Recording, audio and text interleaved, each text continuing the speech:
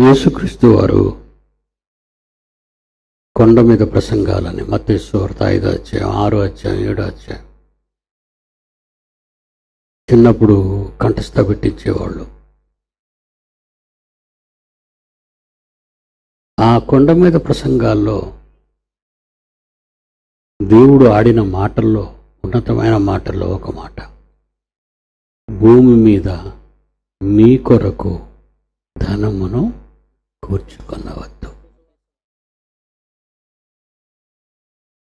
మత్తయి సువార్త 6వ అధ్యాయము 19వ వచనం. భూమి మీద అంటే భూమి మీద ఉన్న మీరు, భూమి మీద ఉన్నవారు అనంటే ఈనాటి వరకు ఎవరు భూమి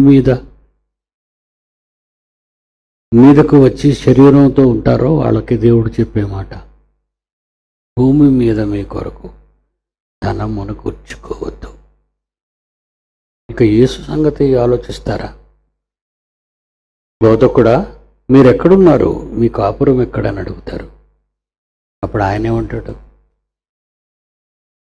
నక్కలకు బొరియలున్నాయి, ఆకాశ పక్షులకు గూళ్ళున్నాయి, మనుష్య కుమారునికి తలవాల్చుకొనుటకు నా తండ్రి నాకు స్థలం ఇవ్వలేదు.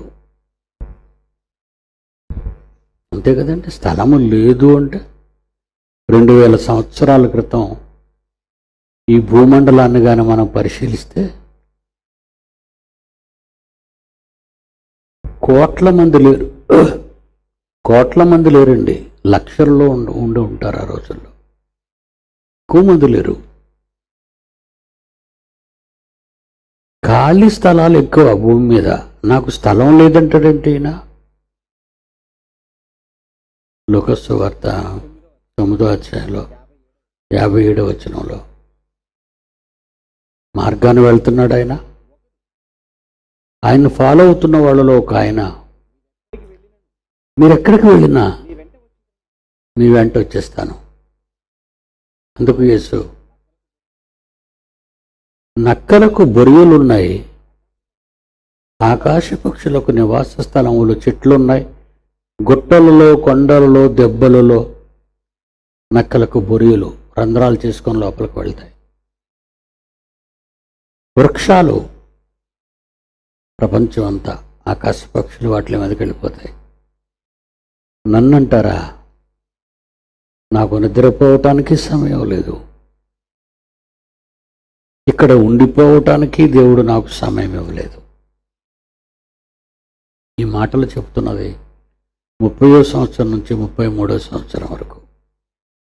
3 ఏళ్లే, 3 సంవత్సరాలు. అందుకే ఆయన ఏమీ కూర్చుకోలేదు. నా తండ్రి నన్ను ఇక్కడ ఉండమని ఏమీ చెప్పలేదు, తొందరగా వచ్చేయమన్నాడు. ఆదాముకైతే 930 సంవత్సరాలు ఇచ్చాడు. మెతూషులకైతే అందరికంటే ఎక్కువ 969. నాకైతే 33. నన్ను విడిచిపెట్టి ఆయన ఉండలేడు. నా తండ్రి నన్ను విడిచిపెట్టి ఉండలేడు.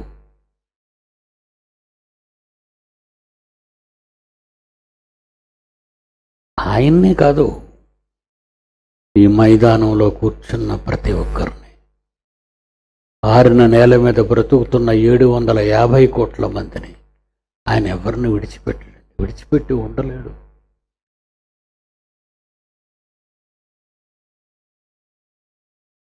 ఒరే నాయనా, నువ్వు వెళ్ళిపోయి చాలా కాలం ఉండిరా అని అనడాయన. ఆయన మనలో ఎవరికి దూరముగా ఉండువాడు కాడు. 17వ అధ్యాయం అపోస్తుల కార్యాలు, 27వ వచనం అపోస్తుల కార్యములు 17వ అధ్యాయము 27వ వచనం. ఆయన మనలో ఎవరికి దూరముగా ఉండువాడు కాడు. మన తండ్రి మనసు చూసారా? మీకు అర్థం అవుతుందా? ఎక్కువ కాలం వీళ్ళ భూమి మీద ఉంచటం వలన నాకు కాకుండా పోతారేమో అని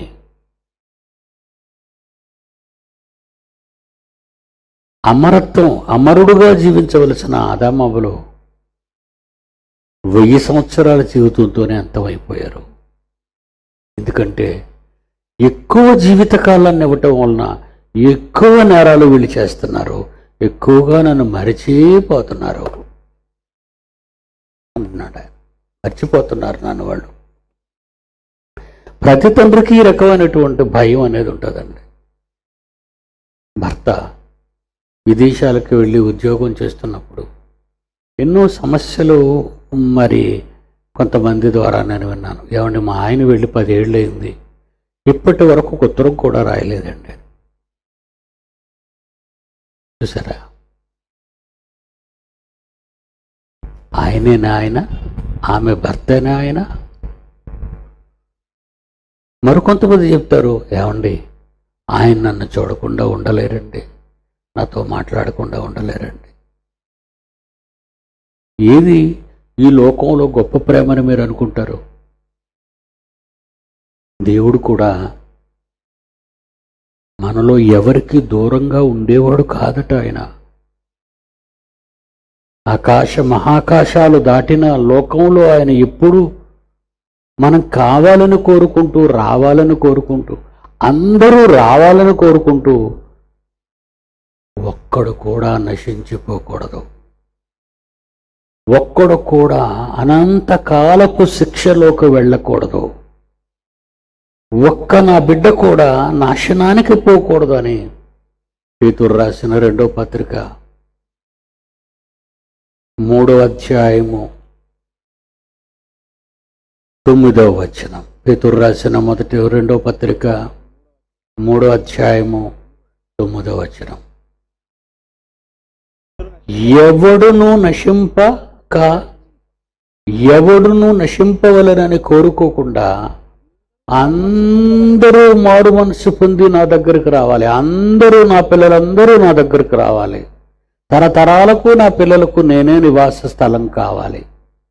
తరతరాలకు నా పిల్లలకు కన్నీరు లేకుండా, కష్టాలు రాకుండా, రోగాలనేవి లేకుండా, నిత్యము అమరత్వంతో, నిత్య యవ్వనంతో జీవించాలి నా పిల్లల దగ్గర. ఎవరు నశింపవలని నిశ్చయింపక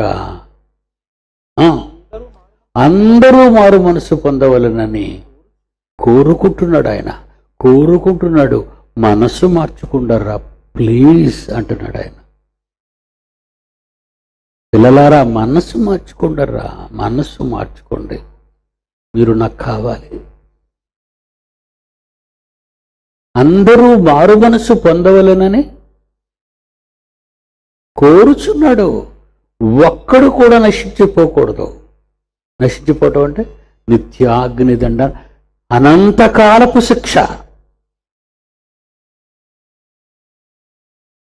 అందుకే భూమి మీద మీ కొరకు ధనము కూర్చుకోకండి. ఒకవేళ మీరు కూర్చుకున్నారు అనుకోండి, ఏమవుద్ది? ఇక్కడ చిమ్మిట తినివేస్తుంది, తుప్పు తినివేస్తుంది, దొంగలు కన్నము వేస్తారు. పరలోకమందు మీ కొరకు ధనము కూర్చుకోండి. ఆ ధనము కూర్చుకోవటానికి భూమి మీద మీరు చేసేదే పుణ్యకార్యం అన్నాడు దాన్ని. పరలోకమందు ధనము కూర్చుకోవాలి. ఇక్కడి నుంచి మనం అమెరికా వెళ్ళాం అనుకోండి, మన దగ్గర ఒక 2 లక్షల రూపాయలు ఉన్నాయనుకోండి. మరి అమెరికా ఉట్టి చేతులతో వెళ్తామా చూడడానికి వెళ్ళేటప్పుడు? అమెరికా వెళ్ళాలంటే 2 లక్షల రూపాయలు ఇండియన్ మనీ, ఇండియన్ కరెన్సీ. అవన్నీ మనం ఫ్లైట్ ఎక్కే ముందు చాలా కౌంటర్లు ఉంటాయి, బ్యాంక్ కౌంటర్లు ఉంటాయి. ఫారెన్ ఎక్స్చేంజ్, విదేశీ ద్రవ్యం మార్చబడును, ధనము మార్చబడను విదేశాలు పోయేవాళ్ళకి. అప్పుడు మనం 2 లక్షల రూపాయలు మన ఇండియా మనీ మనం వాళ్ళకి ఇస్తే, 2000 రూపాయల నోట్లు, 500 రూపాయల నోట్లు, 100 రూపాయల నోట్లు ఇస్తే, డాలర్స్ అమెరికాలో ఏదైతే చెల్లుబాటు అవుతుందో ఆ అమెరికా వారి ధనం, డబ్బు, కరెన్సీగా ఈ 2 లక్షల్లో మార్చేసి డాలర్ రూపంలో ఇస్తారు. అమెరికాలో దిగిన తర్వాత మీరు ఏదో ఒక 100 రూపాయల నోటు తీసి కాఫీ అంటే చల్లదంటారు వాళ్ళు. భూమి మీద ఇవన్నీ మీకు తెలుసు, భూమి మీద ఇవన్నీ తెలుసు మీకు. మరి అమెరికా వెళ్ళాలనుకుంటే అక్కడికి రమ్మని నీకు అనుమతి ఇచ్చే ఒక కుటుంబం, ఒక మేనేజ్మెంటు, ఒక గవర్నమెంట్ నీకు ఒక పత్రాన్ని ఇవ్వాలి. అదే వీసా అంటారు దాన్ని. నువ్వు రావచ్చు. వాళ్ళు రమ్మన్నారని నువ్వు వెళ్ళిపోవడానికి ఈ దేశం కూడా నీకు ఒక పాస్పోర్ట్ ఇవ్వాలి, వెళ్ళొచ్చు. భారతదేశం వెళ్ళొచ్చు అనాలి, అమెరికా దేశం రావచ్చు అనాలి. అలా అని పంపేయగానే ఎక్కడికి వెళ్ళి పడిపోతావు, పిలవగానే ఎక్కడికి బయలుదేరిపోతావు. డబ్బు కావాలి, విమాన ప్రయాణం చెయ్యాలి. ఒక దేశము నుండి మరొక దేశానికి వెళ్ళటానికి మనిషికి ఇంత ఇబ్బంది ఉంటే పరలోకానికి ఎలా వెళ్తావు? అనంతకాల ఆనందాన్ని ఎలా పొందాలనుకుంటున్నావు? భూమి మీద చాలా డబ్బు సంపాదించుకున్నాడు. ధనవంతులు అంటారు వీళ్ళని. భూమి మీద ధనం మీకుండదు.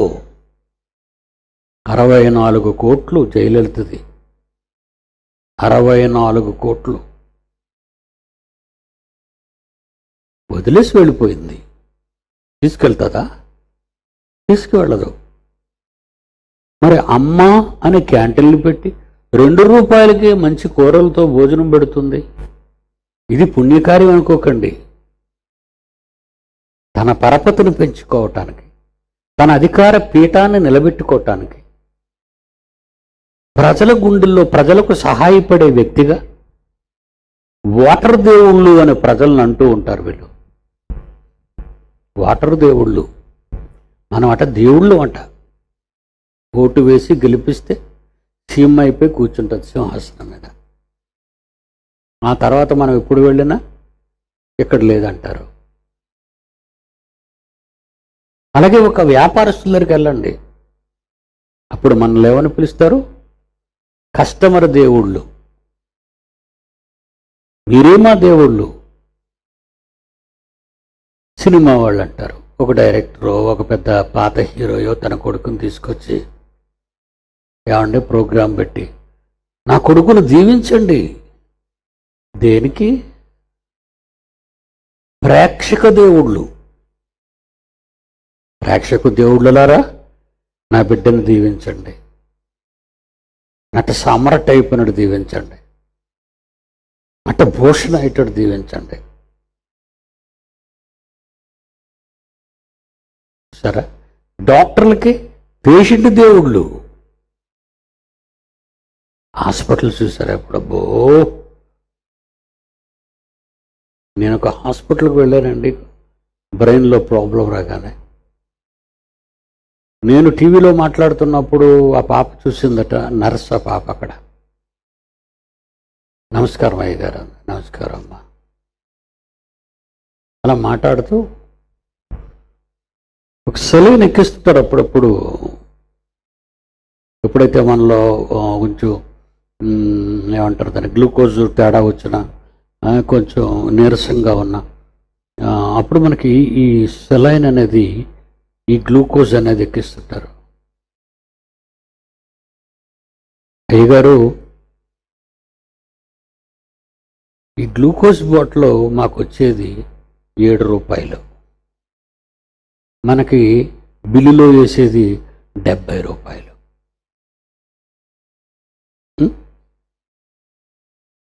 నమ్ముతారా? నమ్మాలి. అంత మోసం కదండి, అంత ఫ్రాడ్, అంత ఫ్రాడ్ అండి. భూమి మీద మీ కొరకు ధనం కూర్చుకోకండి. ఇక్కడ కూర్చుకుంటే ఏమవుతుంది? దొంగలు కన్నం వేస్తారు. దొంగలు ఎవరు? ఎవడో రాత్రిపూట వచ్చి తలుపు తిప్పుకొని పడుకుంటే ఇంట్లోకి వచ్చి పట్టుకెళ్ళిపోయాను కాదు. దొంగలు పట్టపగలు బనలు దోచుకుంటారు. ఏమంటే దోపిడి దొంగలండి వాళ్ళు. ఏదైనా వస్తువు కొనడానికి వెళ్ళాం అనుకోండి, ఎంత వేస్తారు దాన్ని? అందులో ఈ మధ్యకాలంలో అండి బట్టలు మాత్రం విపరీతంగా ఎక్కడ చూడండి బట్టల షాపులోనండి, మాల్స్. అంటే మీరు బజార్లో కొన్న 50 రూపాయల చీర 500 రూపాయలు రేటు పెడతాడు అక్కడ. అక్కడ మోసం, పాలలో మోసం, పంచదారలో మోసం, మందులలో మోసం, బట్టలలో మోసం. మనిషికి అవసరమైన ప్రతి అవసరాలలోనూ మోసపూరితమైన కార్యక్రమం. ఇకపోతే మధ్య కొత్త పద్ధతి మొదలెట్టారు. ముందు మీకు రోగం వచ్చే పరిస్థితి కల్పిస్తారు. దానికి ఉదాహరణ సిరియా మీద బయోలాజికల్ బాంబు ఒకటి విడిచిపెట్టింది అమెరికా. అంతకుముందు ఉగ్రవాదులు విడిచిపెట్టారు వాళ్ళ మీద, సిరియన్స్ మీద. ఆ తర్వాత అమెరికా విడిచిపెట్టింది. ఈ మందుల్లో ఉన్న ప్రభావం ఏంటో తెలుసా? తొందరగా సోకిన వాళ్ళు వెంటనే చచ్చిపోతారు, ఆలస్యంగా సోకిన వాళ్ళు నెమ్మదిగా చచ్చిపోతారు. ఈ నెమ్మదిగా చచ్చిపోయిన వారి కొరకు మందులు ఎప్పుడో రెడీ చేసి ఉంచుతారు ఆ దేశానికి ఎగుమతి చేయడానికి. అంటే దీనివల్ల రోగాలు రప్పిస్తారు, ఆ రోగాలు తీయడానికి మందులు చేస్తారు. అంతా మోసం. భూమి మీద మీ కొరకు ధనాన్ని కూర్చుకోకండి. ఇక్కడ దొంగలు కన్నం వేస్తారు, చిమ్మిటి తినివేస్తుంది. అంటే మన చుట్టూ ఉన్న వాళ్ళే మనల్ని తినేస్తారు. అంతే కదండి.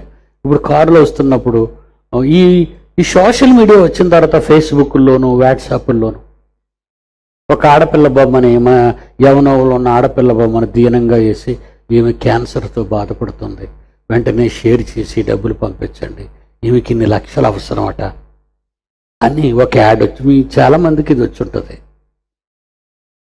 సోషల్ మీడియాలో వాట్సాప్లో 99.9 అన్ని ఫేక్ న్యూస్, అబద్ధపు వార్తలు. నమ్మకండి.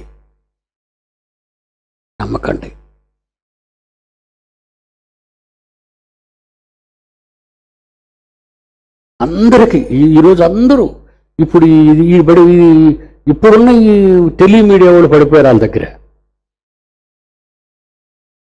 మీకు అర్థమైందా? ఇంచుమించు 30 లక్షల వరకు దండేసుకున్నారు. ఉత్తునే దానికి ఏ క్యాన్సర్ లేదు. మన వాళ్ళు ఎలాంటి ప్రజలు గొర్రెలండి బాబు. గొర్రెలు అని దేవుడు సాధు జంతువులుగా, బుద్ధి కలిగిన వాయిగా, అమాయక జంతువులుగా, నిస్వార్థపరమైన జంతువులుగా, త్యాగపూరితమైన జంతువులని గొర్రె పిల్ల అని ఆయన శంకలెట్టుకున్నాడు. ఆయన నేను గొర్రెలకు మంచి కాపరిని అని. మనుషులు ఏం చేశారు? అమ్మమ్మమ్మ వీళ్ళు గొర్రెలు కాదు, వీళ్ళు బర్రెళ్ళంటోళ్ళు, వీళ్ళు మనం దారుణంగా దోచుకుందామని. అబ్బా ఏమి దోచుకుంటున్నారండి. ఒక విచిత్రమైన నాకు ఇది వచ్చిందండి. పతాంజలి, ఎవరండి ఆయన గారి పేరు? స్వామి గారు రామ్దేవ్. నిజంగా ఆయన ఎన్నో వనమూలికలు, ప్రకృతిలో ఉన్నవాటి అన్ని రకరకాలన్నీ చూపించి, ఏంటి ప్రకృతి వైద్యాన్ని అనేక పళ్ళు తోకునే పల్లప్పుడు దగ్గర నుంచి స్నానం చేసే సబ్బు వరకు రకరకాలైనవన్నిటినీ నిజంగా ఆల్ ఓవర్ ఇండియా. ఒకసారి స్వామి గారిని చూడండి, ఏమనుంది చదవండి. ఆయన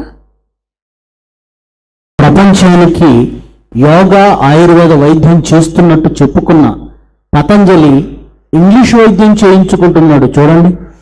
అదండి, ఇంగ్లీష్ మందులు వాడే ఒక ఆయన్ని నేను అడిగానండి. అంటే బావమరిది అవుతాడండి. ఏనైనా మరి ఈ పతాంజలి గురించి నీ అభిప్రాయం? అబ్బాయి మరి దాని గురించి మీరు చెప్పకండి, వండర్ఫుల్ అండి అన్నాడు. ఆయన అన్న 20 రోజుల తర్వాత ఈ న్యూస్ వచ్చింది. ఇది నిజమా అబద్ధమా? అది కూడా డౌటేనండి. ఎందుకంటే ఇందులో కూడా మాయ ఉంది. ప్రతి అణువులోనూ కూడా మాయ ఎలాగ అంటు పెడుతూనే ఉంటుందండి. దేవుని పిల్లలారా, అందుకే దేవుడు మీకు ఒక మాట చెప్పమన్నాడు. అపోస్తుల కార్యాలు 2వ అధ్యాయంలో, మూర్ఖులకు ఈ తరము వారికి మీరు పక్కకు వచ్చేయాలి. అపోస్తుల కార్యాలు 2వ అధ్యాయం 40వ వచనం. మూర్ఖులకు తరము, మీ చుట్టూ ఉన్న వాళ్ళు ఎవరో తెలుసా? మూర్ఖులకు తరము. మీరెవరు? వాక్యము తెలిసిన దేవుని పిల్లలు, సత్యము ఎరిగిన దేవుని పిల్లలు, సత్య సంబంధులు, దేవుని కాపుదలలో ఉన్నవారు, దేవుని భద్రతలో ఉన్నవాళ్ళు. అదే కదండి వాక్యం అంతా వింటున్నాం. మూర్ఖులకు ఈ తరము వారికి మీరు వేరైపోవాలి. వాళ్ళ మధ్య ఉన్నారా, మీరు కూడా మలినమైపోతారు. మోషే కాలంలో ఏమండి కోరాహు తిరుగుబాటు చేశాడు, తెలుసు కదా. ఏంటి మోషే అనంటే నాయకుడు, ఆయన దగ్గరికి అనేటి ఆత్మ వచ్చి చెప్తుంది, నేను కూడా నాయకుడిని, నా దగ్గర కూడా ఆత్మ వచ్చి చెబుతుందని ఇశ్రాయేలీయులు ప్రజల్ని తిరుగుబాటు చేయించాడు మోషే మీద. ఏమంటే మనుషులు ఏమిటంటే కానిది ఎవడు చెప్పినా ఎగనిస్ట్ కదా, మనకు చాలా వినాలనిపిస్తుంది. ఇది చెప్పకముందు మీ కరెంట్ అఫైర్ కూడా చెప్తానండి. ఒక కుర్రాడు మన చంద్రబాబు గారి మీద, ఆయన కుమారుడు లోకేష్ మీద, ఆయన కోడల మీద ఫేస్బుక్లో ఒక న్యూస్ పెట్టాడు. వాళ్ళకి భిన్నంగా, వాళ్ళ కుటుంబానికి భిన్నంగా, పొలిటికల్గా. వెంటనే అండి 24 గంటల్లో మూసేశారు. ఏనన్నా గుంటూరు రవికిరణ్ ఆ కుర్రుడు, ఇంటూరు ఏ జిల్లానైనా, గుంటూరు జిల్లానా? గుంటూరు జిల్లా. చూసారా, వాళ్ళు ఉన్నతంగా ఉన్నారు కనుక వాళ్ళకి ఏ చిన్న కష్టం వచ్చినా క్షణాల మీద ప్రభుత్వం అంతా వాళ్ళ కొరకే స్పందిస్తుంది. క్రైస్తవుల్ని ఇంత దారుణంగా హింసిస్తున్నా, ఆయనకు లెటర్ రాసి 2వ నెల ముగుస్తున్నా కనీసం అతని దగ్గర నుంచి సమాధానం కూడా రాలేదు. ఆల్ ఇండియా ట్రూ క్రిస్టియన్ ఎలక్షన్స్లో బీజేపీతో వాడు సంబంధాలు కలుపుకున్న నా పిల్లలందరికీ లక్షల ఓట్లు నా పిల్లల చేత అతనికి వేయించాను, తెలుగుదేశానికి. కానీ ఏ క్రైస్తవులైతే అతనికి ఓటు వేశారో, లక్షలాది ఓట్లు నియోజకవర్గాల్లో పడినా, వాళ్ళందరికీ మేము తెలిసినా ఈ రోజు వరకు ఒక ముఖ్యమంత్రి స్పందించలేదు. ఒక ముఖ్యమంత్రి స్పందించాడు, ఆయన కేసీఆర్ గారు. ఆయన వెంటనే స్పందించారు, ఈయన అసలు పట్టించుకోవటమే మానేశాడు. ఆయన కుటుంబానికి ఒక చిన్న ఎవడో ఫేస్బుక్లో ఎగెనిస్ట్గా ఒక న్యూస్ వేసేసరికి 24 గంటల్లో మనిషిని తీసుకొచ్చి పడేశారు ఏ లోపల. నీ కొడుకు లోకేష్ కంటే మేము తక్కువ వాళ్ళమా? నీ కోడలు బాలకృష్ణ కూతురు, ఆమె కంటే మేము తక్కువ వాళ్ళమా? మమ్మల్ని మీరు ఏమనుకుంటున్నారు? ఓటర్ దేవుళ్ళు అన్నారు ఆ రోజు, పిలిచిన మా కాయకలు వినబడినట్టుగా ఉన్నారు మీరు ఈనాడు. అందుకే దేవుడు అన్నాడు, ఈ జనం మూర్ఖులు, ఈ జనం మూర్ఖులు, వాళ్ళు మూర్ఖులకు ఈ తరముల వారికి వేరే రక్షణ పొందండి. చూసారా ఎంత పవర్ఫుల్ వర్డ్ అది. అంటే ఈ జనంతో మీరు కలిసిపోతే మీకు అసలు రక్షణ లేదనేసాడు ఆయన. ఎప్పుడైనా విన్నారా బైబిల్లో ఈ మాట? ప్రారంభ సంఘంలో, ప్రారంభ క్రైస్తవ్యం ఆరంభమైన రోజు క్రీస్తు శకం 33లో అన్న మాట ఇది. పేతురు గారి ప్రసంగం. మూర్ఖులకు ఈ తరము, నీళ్లు మోసం, పాలు మోసం, బట్టల మోసం, ఆహారం మోసం, కాయగూరల మోసం, పళ్ళు మోసం, అన్ని మోసం. ఈ మోసాన్ని ఎవరు అరికట్టలేరు.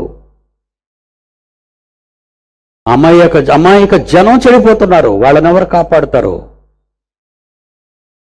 తినడానికి తిండి లేక, కట్టుకోవడానికి గుడ్డలు లేక, ఉండడానికి గుడిసె లేక ఎంతమంది దారిద్ర్య రేఖ కిందకు అలమటించిపోతున్నారో ఎవరండి పట్టించుకుంటున్నారు? అడిగినవాడు మంచివాడు కాడు. అడిగిన వారు దేశాన్ని గౌరవించటం లేదు. అడిగిన వాడు పెద్దలను గౌరవించటం లేదు. సుప్రీంకోర్టు చీఫ్ జస్టిస్గా రిటైర్ అయ్యిండు ఒక ఆయన, మార్కండేయులు గారు. సుప్రీంకోర్టు చీఫ్ జస్టిస్ మార్కండేయులు గారు ఏమన్నారో ఒక్కసారి మీరు చూడాలండి. ఆయన సుప్రీంకోర్టు ప్రధాన ఉన్నత న్యాయస్థానంలో ఉండగా ఏనాడు అంత కటువుగా కఠినంగా మాట్లాడలేదు ఆయన. ఎందుకంటే తల అమ్ముకొని ఒక న్యాయమూర్తిగా పనిచేసుకుంటున్నాడు ఆయన. ఆ రోజు ఆయన నిజంగా ఈ రోజు అన్న మాటలు ఆ రోజే చెప్పుంటే అతడు ప్రాణాలతో ఉండేవాడు కాదు. అతడు ఒక న్యాయమూర్తిగా, ప్రధాన న్యాయమూర్తిగా సుప్రీంకోర్టులో తన పదవీ కాలాన్ని ముగించుకునేవాడు కాదు. సమాజాన్ని చూసి సమాజం ఎప్పుడండి బాగుపడుతుందని విలేకరు అడుగుతూ నార్త్ ఇండియన్ ఒక విలేకరు అడుగుతున్నాడు ఆయన్ని. మరి ఏంటండి, ఎలా బాగుపడుతుంది వ్యవస్థ? పార్లమెంటు బాగు చేయటం లేదు, అసెంబ్లీ నాయకులు బాగు చేయటం లేదు, పార్లమెంటేరియన్స్ బాగు చేయటం లేదు, అధికార పార్టీ బాగు చేయటం లేదు అంటే ఆయన నోరు విప్పి ఏమన్నాడు? లైట్స్ ఆఫ్ అన్న స్టేజ్ మీద. And therefore all these politicians are a set of rogues and rascals who have looted the country, who divide the people on caste and religious lines for their vote banks, and they deserve to be shot. Can we say it is the BJP who leads the present government? BJP divides people on religious lines, other parties divide people on caste lines. I make no difference. All the politicians, they are rogues and scoundrels. They have I mean, it's so sad. Such a great country is in the hands of gundas. ఈయనన్నాడు కనుక సరిపోయిందండి. నేనంటే పాటికి నన్ను జైల్లో పెట్టేద్దరు. ఎందుకంటే supreme court ప్రధాన న్యాయమూర్తిగా retire అయ్యాడు ఆయన. రోక్స్ అండ్ రాస్కెల్స్ అన్నాడు, చూసారా? స్కౌండ్రల్స్ అన్నాడు, కాల్చి పడేయాలన్నాడు వాళ్ళని. పిడి సుందర్రావు అంటే దేశద్రోహం నేరం ఏమైనా అందుకని చూడండి, ఆయన మీద పెట్టేద్దాం. చచ్చిపోవడానికి సిద్ధపడుతున్నాడు రా బచ్చా పిడి సుందర్రావు. నీ సెక్షన్లో నీ చట్టాలు దేనికైనా రెడీ. నా హ్యాండ్స్ ఎత్తేస్తున్నాను, మూసేసుకుంటగలవు, మూసేసుకో. కానీ నువ్వు మారినంత వరకు ఈ గళం ఇలా అరుస్తూనే ఉంటుంది. 2000 సంవత్సరాల క్రితం 3000 మంది మొట్టమొదటిసారిగా క్రైస్తవ్యాన్ని స్వీకరించారు. That is in Jerusalem. అపోస్తల కార్యాలు 2వ అధ్యాయం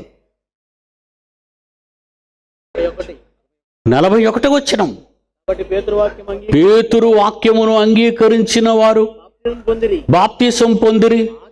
ఆ దినమందు మించుమించు 3000 మంది బాప్తిస్మము పొందిరి. First Christian organisation in Asia, in Jerusalem. They are not మనం ఈరోజు జ్యూస్ కాదండి, వాళ్ళు యూదులుగా పిలువబడటం లేదండి, వాళ్ళు క్రైస్తవులుగా పిలువబడ్డారు. 11వ అధ్యాయం అపోస్తల కార్యాలు 26వ వచనం. వాళ్ళు గ్రీసు దేశస్తులుగా పిలువబడలేదు, వీళ్ళు ఈ భారతీయులుగా పిలువబడలేదు, అమెరికన్స్గా పిలువబడలేదు. ఒకే పేరుతో పిలువబడమన్నాడు ఆయన, క్రిస్టియన్స్. మొట్టమొదటి అపోస్తల కార్యములు 11వ అధ్యాయము 26వ వచనం. మొట్టమొదట అంత్యొకయులో ఉన్న, అంటే యూరోపులో ఉన్న క్రైస్తవులు శిష్యులు క్రైస్తవులు అనబడిరి. క్రిస్టియన్స్ అనే పేరు వచ్చిందండి. 3000 మంది ఆ రోజు బాప్తిసం పొందారు. వాళ్ళకి దేవుడు ఏమని చెప్పాడో తెలుసా? పేతురు గారు నోట వస్తున్న మాట 41. మీరు మూర్ఖులకు ఈ తరము వారికి వేరే రక్షణ పొందండి. మూర్ఖులకు, ఈ మనుష్యుల మధ్య బ్రతుకుతున్న క్రైస్తవ్యాన్ని మేలుకొల్పుతున్నాను ఈరోజు నేను. మేలుకోండి ఇప్పటికైనా. వాళ్ళని నమ్మకండి. వాళ్ళు దగాకోర్లు, వాళ్ళు మోసగాళ్ళు, మనల్ని మోసం చేస్తున్నారు వాళ్ళు.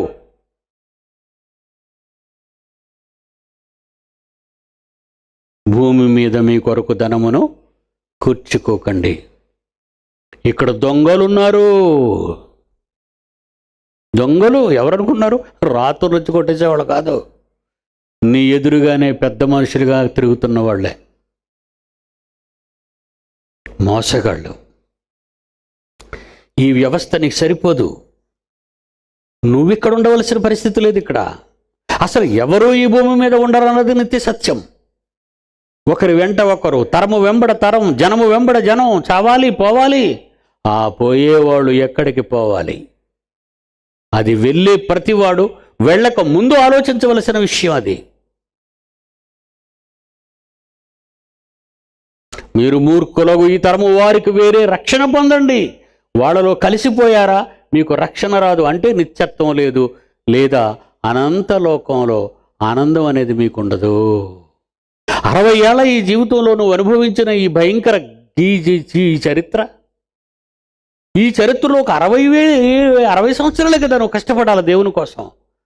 ఈ 60 ఏళ్ళు నువ్వు చక్కగా కష్టపడితే అనంతకాలం, అనంత జీవితం ఆనందమయంగా మారిపోద్ది ఇది. అందుకైనా నక్కలకు బొరియలున్నాయి, ఆకాశ పక్షులకు గూళ్ళున్నాయి, నాకెందుకయ్యా ఈ నేల మీద స్థలం? ముందుకెళ్ళిపోతే అబ్రహాము విశ్వాసులకు తండ్రి పాలస్తీనా దేశాన్ని ఇచ్చేశాడు అతనికి. యోర్దాను నదీ ప్రవాహంలో, యోర్దానుకు ఇరువైపులా ఉన్న భాగం మధ్యధరా సముద్రానికి తూర్పున ఉన్న అతి సారవంతమైన నేలండి ప్రపంచంలో. For your information, any agricultural scientist is there. తెలుసుకోవలసిన మొదటి విషయం, ప్రపంచ భూభాగాలన్నిటిలో మధ్యధరా సముద్రానికి తూర్పునున్న పాలస్తీనా, ఈరోజు Damascus, Lebanon, Syria, Israel, Jordan, ఈ భాగాలు, టెల్ అవీవ్, డెమాస్కస్, ఇవన్నీ కూడా సారవంత పాలస్తీనా దేశంగా పిలువబడింది. అది అక్కడ నేల పంట ఒక ద్రాక్ష గెలను 2 మనుషులు మొయ్యాలి. అదండి నేల సారం. వైఎస్ రాజశేఖర రెడ్డి గారు మరి ఇజ్రాయెల్ ఎందుకు వెళ్ళారో మీకు తెలుసు. ఆ నేలలో ఉన్న సారాన్ని ఆంధ్రప్రదేశ్ శాస్త్రవేత్తలకి తీసుకుని వెళ్ళాడైనా. ఆ సారాన్ని ఎలా మనం తెచ్చుకోవాలి అనే అనేక పరిశోధనలు చేయించాడు ఆయన అక్కడికి వెళ్ళిన తర్వాత రాజశేఖర రెడ్డి గారు. ప్రపంచంలోని అన్ని దేశాల ఈ శాస్త్రవేత్తలు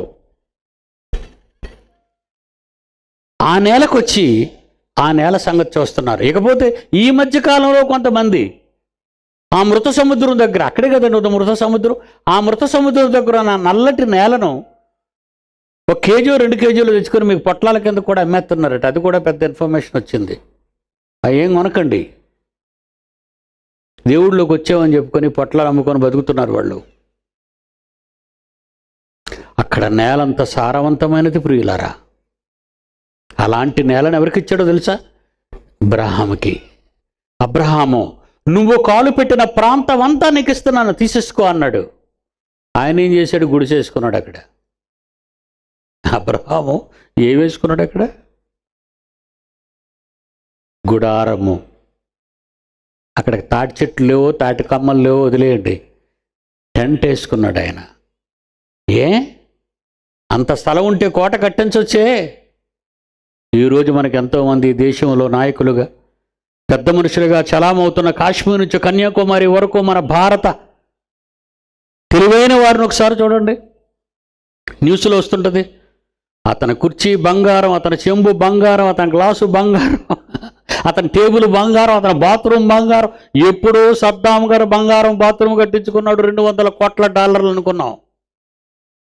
ఇండియాలోనే వీళ్ళు బాత్రూములు బంగారంతో కట్టించుకున్నారు. స్పూన్లు బంగారం, ప్లేట్లు బంగారం, గ్లాసు బంగారం. మీ నాన్నగారు సైకిల్ తొక్కేవారు కదా, ఇంత బంగారం నీకు ఎలా వచ్చిందని పార్టీ అడగదా? ప్రభుత్వాలు అడగవా? అప్పుడప్పుడు నాకు వచ్చే డౌట్ అండి ఇది. ఏమండి, కోటాను కోట్ల సంపద తెచ్చుకుంటున్నావు నువ్వు. ఇండియా దేశంలో ఎన్నో ఇండియన్ బ్యాంక్స్ ఉన్నాయి. ఇక్కడ నీ డబ్బు దాచుకోకుండా విదేశాలలో నువ్వు డబ్బు దాచుకుంటున్నావు. దేశ సోదర సోదరీమణులు దోచుకున్న సొమ్ముని నీ భారతదేశంలోని నీ బ్యాంకులలో దాచకుండా విదేశీ బ్యాంకుల్లో కోట్లు నిల్వ చేసుకుంటున్నావంటే ఈ ఎవడబ్బు సొమ్ము నాయన ఇది. మూర్ఖులకు ఈ తరము వారి నుండి అందుకే మిమ్మల్ని వేరవమంటున్నాను. ఓట్లకు వచ్చేవాళ్ళకి ఓటు తీసుకెళ్లి లైన్లో నిలబడి వేసేయకండి. మీ దగ్గర ఎవరు నియోజకవర్గంలో నిలబడ్డారో ఆ నియోజకవర్గంలో నిలబడిన వ్యక్తి గురించి నాకు చెప్పండి. నా పిల్లలందరికీ 8 రాష్ట్రాల్లో all India true Christian council ఉంది. వాళ్ళందరికీ నేను ఏఐటీసీసీ స్టేట్ ప్రెసిడెంట్ మొదలుకొని డిస్ట్రిక్ట్ ప్రెసిడెంట్స్ వరకు కాంటాక్ట్ చేస్తాను. ఆ వ్యక్తి మంచివాడా కాదా అని. ఆ వ్యక్తి మంచివాడు కాకపోతే మీరు డబ్బులు తీసుకోకూడదు, వాడి ధనాన్ని ఆశించకూడదు, అలాంటి వాళ్ళకి ఓటేయడానికి కూడా మీరు వెళ్ళకూడదు. దొంగలు ఊర్లు పంచుకున్నట్టుగా ఈరోజు మనం నమ్మిన వాళ్ళే మనల్ని గొంతుకొస్తుంటే ఏం చేస్తున్నాం? భూమి మీద మీ కొరకు ధనము కూర్చుకొనవద్దు. వెళ్ళిపోయింది ఆమె. 64 కోట్లు ఇక్కడ వీళ్ళు కొట్టుకొని చచ్చిపోతాడు. ఎవడో ఈ మధ్యన కూడా వచ్చాడు, నేనే కొడుకునని. ఆహా, బ్రతికినంత కాలం నేను అమ్మని అనిపించుకోలేదు, బ్రతికినంత కాలం ఒక ఇంటి ఇల్లాలు అనిపించుకోలేదు, బ్రతికినంత కాలం ఆమె కష్టాలన్నీ చెప్పుకొని హాస్పిటల్ పాలై చచ్చిపోయిపోతే వీడెవడండి ఎప్పుడు పుట్టుకొచ్చాడు గాలికి? దొంగలండి, దొంగలు వాళ్ళంతా. అలా అని మనవాళ్ళు మన రక్తం అనుకుంటున్నారా? చాలా భయంకరం. నీ తండ్రిని నీ యేసుని తప్ప పిడి సుందర్రావును కూడా నమ్మకండి. ఎప్పుడు ఏదైనా గెలం వేశాడు అనుకోండి మీకు వద్దు.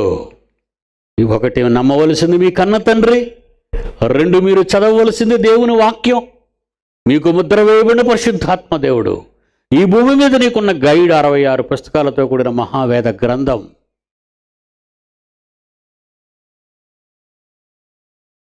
ఏమండి, రాజులను నమ్ముకొనుట కంటే అధికారులను నమ్ముకొనుట కంటే యెహోవాను ఆశ్రయించుట మేలు. ఏమంటాడు ఒక రాజు అంటున్నాడు మళ్ళీ మాట.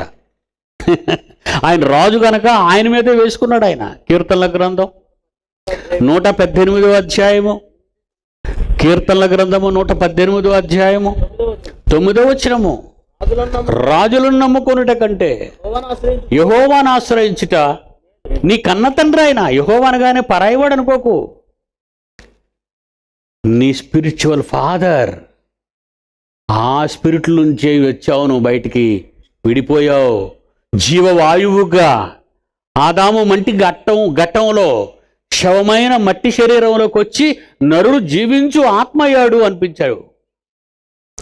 ఆత్మే తండ్రి ఆత్మ. రాజులను నమ్ముకొనుట కంటే యెహోవాను మీ తండ్రిని ఆశ్రయించటం మేలు. మనుషులను నమ్ముకొనుట కంటే నీ తండ్రి యెహోవాను ఆశ్రయించటం మేలు. ఇవన్నీ మనం ఎప్పటి నుంచో చదువుతున్నాం, కానీ మనం ఎవరిని నమ్మాలో వాళ్ళని నమ్మకుండా మర్చిపోయాం. ఎవరిని నమ్మకూడదో చుట్టూ చేరిన జనాన్ని నమ్మాం, మనం మునిగిపోయాం. దేవుని పిల్లలారా, మీ ఆస్తిని ఆశించి నేను రాలేదండి ఇక్కడికి.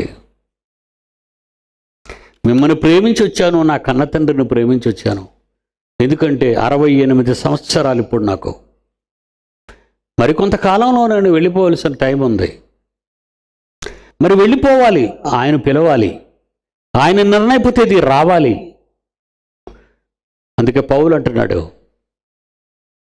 నేను వెడలిపోయి క్రీస్తుతో కూడా ఉండాలని అనుకుంటున్నాను, కానీ నేను శరీరమందు నిలిచిండుట. ఫిలిప్పీయులకు రాసిన పత్రిక 1వ అధ్యాయం 24. నేను శరీరమందు నిలిచిండుట మిమ్మును బట్టి అవసరమై ఉన్నది. మిమ్మును బట్టి మరి అవసరమై ఉన్నది. భూమి మీద బ్రతుకుట క్రీస్తే, చావైతే లాభం.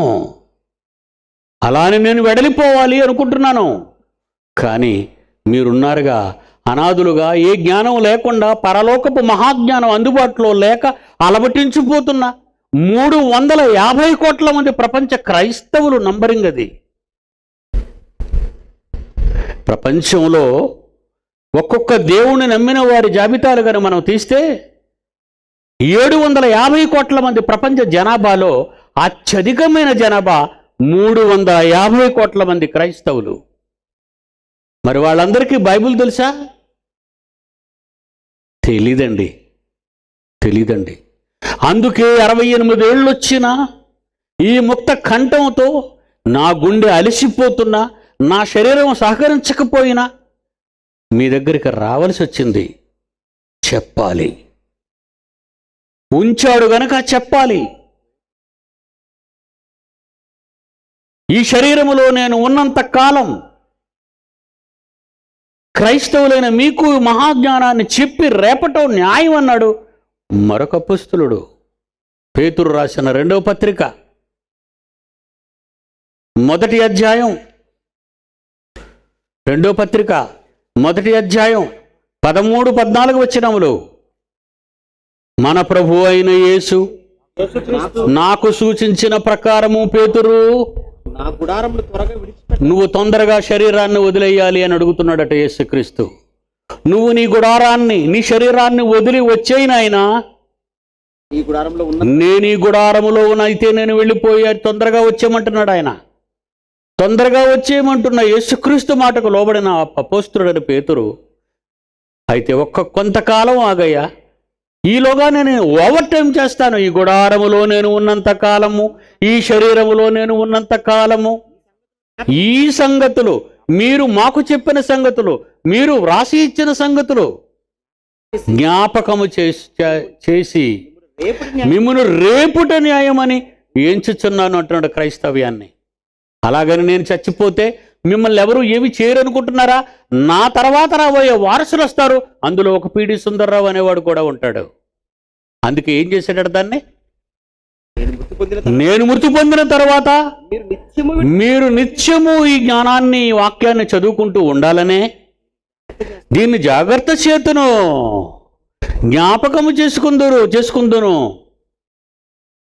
జాగ్రత్త చేతును రాశాడు.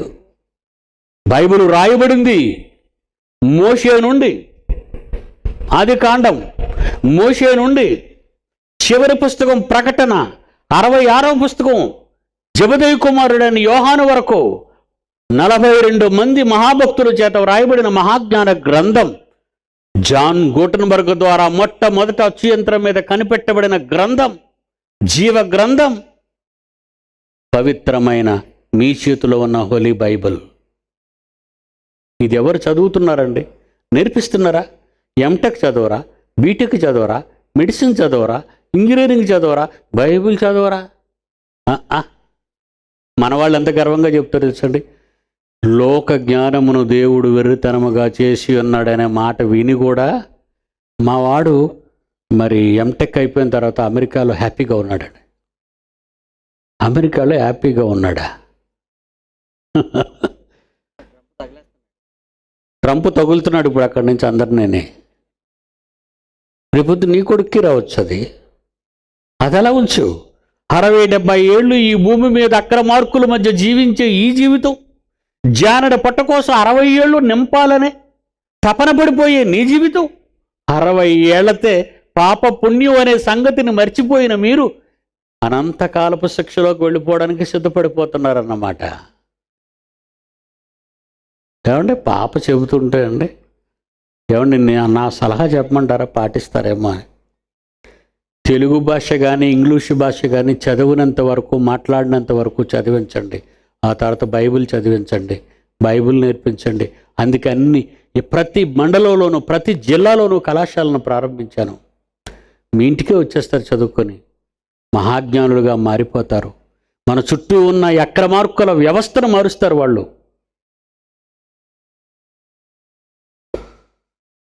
దేవుని పిల్లలారా, అబ్రహాముతో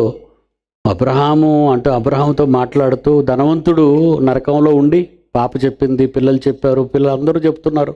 ఎప్పుడు వింటున్న మాటలు అవి. 3500 సంవత్సరాల నాటి చరిత్ర అండి అది. నేటికి 3500 సంవత్సరాల నాటి చరిత్ర. లాజరు ధనవంతుడు కథ అని మీరు ఎప్పుడు చెప్పకండి. యథార్థ గాథ. యథార్థ గాథలని కథలు సినిమా తీస్తున్న ఈ రోజులు ఇవి. గుర్తునే యథార్థ గాథలు కావు.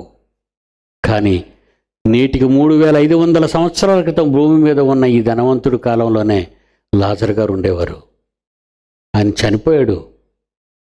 లాజరు అప్పటికి చనిపోయిన తర్వాత దేవదూతలు వచ్చి దేవుని అబ్రహాము రమ్మని కూర్చోబెట్టారు. ధనవంతుడు చనిపోయాడు. నిన్న పాటలో చూశారు మీరు. అప్పుడు అబ్రహాము నోట వచ్చిన మొదటి మాట ఏంటో తెలుసా?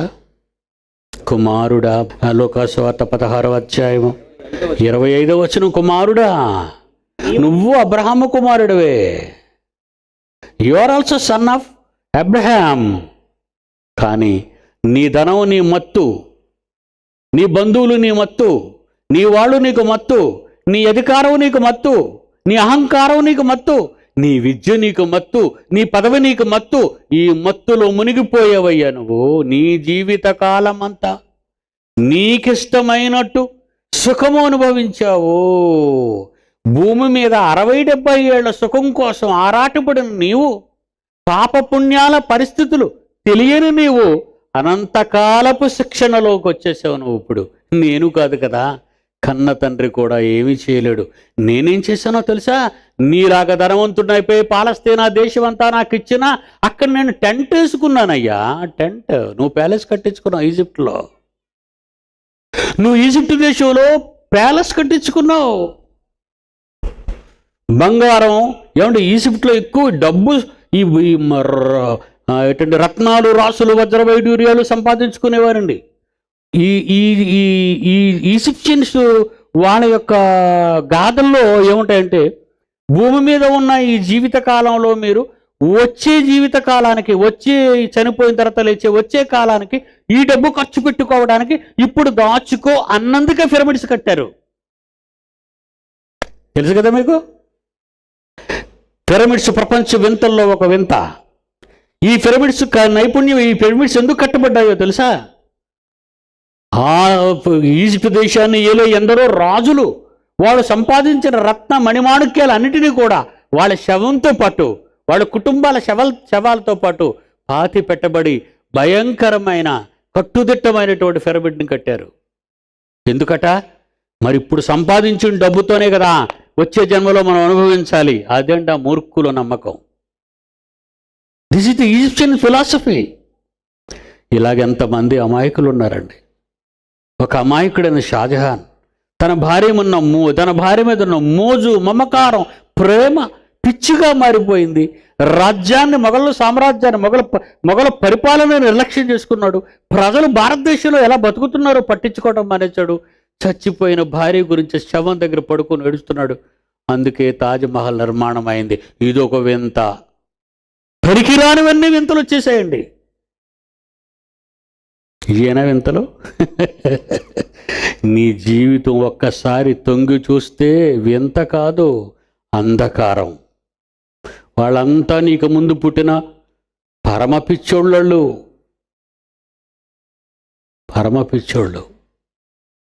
మూర్ఖులకు ఈ సమాజం, మూర్ఖులకు ఈ మనుష్యులు, అజ్ఞానంతో కూడుకున్న ఈ లోకంలో ఉన్న సందర్భాలను బట్టి మీరు నడవకూడదు. మీ జీవితాలని నడిపించకూడదు.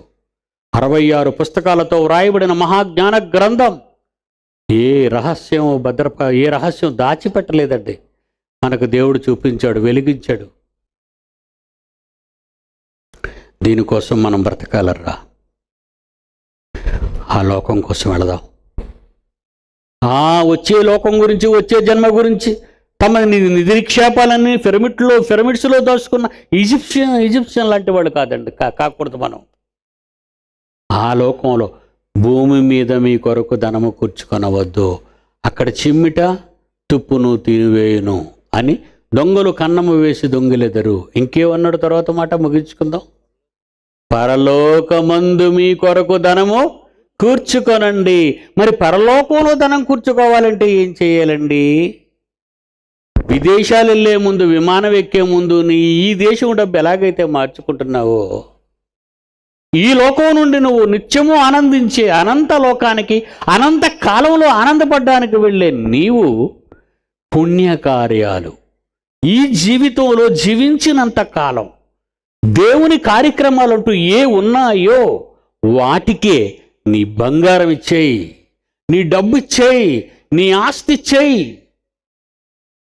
ప్రారంభ సంఘాన్ని మీరు ఆలోచిస్తే బర్నబా మిగులు భూమి గలవాడై ఉండి తన భూమిని అమ్మి ఆ వెలంతా తెచ్చి అపోస్తుల పాదాల దగ్గర పెట్టారని ఉంది. అబ్రహాము తను ఈ లోకం తనకు స్థిరమైంది కాదని గుడారాలు కట్టుకొని పాలస్తీనా దేశంలో సారవంతమైన నేలకు రారాజుగా ఉన్న అబ్రహాము గుడారాలలో ఉండి పునాదులు గల ఆ పట్టణము కొరకు ఎదురు చూస్తూ ఉన్నాడని చదువుకున్నారు. హెబ్రీయులకు రాసిన పత్రిక 10వ అధ్యాయము 34వ వచనం చివరిగా, ఏలయనగా మీరు ఖైదులో ఉన్న వారిని కరుణించండి. అంటే దేవుని వాక్యము చెప్పనీయకుండా బంధింపబడిన వారు ఖైదులో ఉన్నవారంటే, సాతాను వాళ్ళని బంధించింది, దేవుని వాక్యం వినకుండా బంధించింది. ఖైదులో ఉన్న వారిని కరుణించండి అంటే సెంట్రల్ జైలుగా నడిపోగలరు. దేవుని వాక్యం అందకుండా చెరలో ఉంచింది సాతాను జనాన్ని. ఆ చెర తీసేయాలి వాళ్ళకి. పాపం అనే బంధువు నుండి వాళ్ళని విడిపించాలి. యేసు రక్తం వల్ల జరుగుతున్న రక్షణ కార్యక్రమాన్ని వివరించాలి. పుణ్యకార్యం మీకు మరి శ్రేష్టమైన స్థిరమైనది స్వాస్యమును ఉన్నదని ఎరిగి మీ ఆస్తి కోల్పోవుటకు సంతోషంగా ఒప్పుకోండి భూమి మీద. ఎందుకంటే ఇది మీది కాదు. ఒకవేళ నువ్వు వదిలేసినా ఎవడో కూడా తీసేసుకుంటాడు అది. కాబట్టి ధైర్యమును విడిచిపెట్టకుడి, దానికి ప్రతిఫలముగా గొప్ప బహుమానము మీకు అనంత లోకములో అనంతకాల జీవితం ఆనందమయంగా మారిపోతుంది మీ తండ్రితో. కాలం చాలా తక్కువ. కాలము కొంచెము నిద్ర మేలుకొని వేళవాలి. దేవుని పిల్లలారా, పాపం అనగా పుణ్యం అనగా తెలియని అమాయక జనం ఈరోజు ఎలా వెంపర్లాడి చెడిపోతున్నారో మీకు తెలుసు. క్రైస్తవులుగా మీరు మాత్రం ప్రతి పైసా మీ కళ్ళ ముందు దేవునికి అది ఉపయోగపడుతుందా లేదా అన్నది కూడా మీరు చూడాలి. అనవసరంగా మీరు డబ్బులు ఇచ్చేసి పర్వాలేదు దేవునికి ఇచ్చేసారు నువ్వు అనుకుంటే సరిపోదు. ఆ డబ్బు దేవుని కొరకు ఉపయోగపడుతుందా లేదా అని మీ 2 కళ్ళతో మీరు సాక్ష్యంగా ఉండాలి. అదే దేవుని కొరకు ఉపయోగపడేది. దానికే 100 అంతలుగా ఫలిస్తారు మీరు అక్కడ అన్నాడు.